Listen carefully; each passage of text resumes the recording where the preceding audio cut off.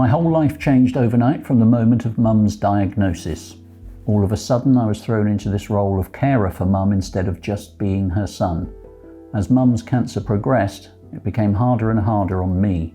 For about 3 months I didn't sleep or had extremely disturbed sleep. I didn't think of myself as a carer at all, just a son doing what any son would do. Those are the words of Craig Jenkins, Takeley born and bred, who cared for his mother Linda when she was diagnosed with a terminal brain tumour. She was cared for by St Clair Hospice up to her death. Earlier this year, Craig, who now lives and works in Valencia, completed a 2-month solo trek across the Spanish Pyrenees, from the most easterly point of mainland Spain to the Bay of Biscay in the west, and raised more than £2,000 for St Clair.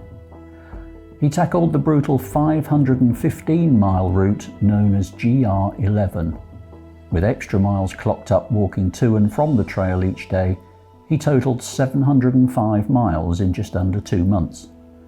The elevation change was one of the biggest challenges. He climbed 30 miles, equivalent to scaling Mount Everest 5.5 times. During the trek, Craig faced scorching 40-degree temperatures as Spain was gripped by a heat wave, which ultimately forced closure of the route to prevent bushfires. The drought also meant he had to find and filter his own water most days. He carried everything he needed on his back, including a tent, sleeping bag, cooking stove, and food. Camping in the wild with animals roaming around was also a challenge for Craig. He often had to get up in the night to scare off wild boar so they didn't steal his food or get caught in the tent's guy ropes. Craig said, "I had many special moments during the trek.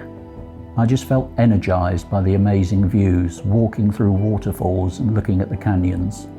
I shed a tear for Mum and found the whole experience quite spiritual. This trek was the fulfillment of an idea I'd had ever since Mum came to be cared for at St Clair. It really was the trip of a lifetime, and I now feel like I could die happy, having finally completed it."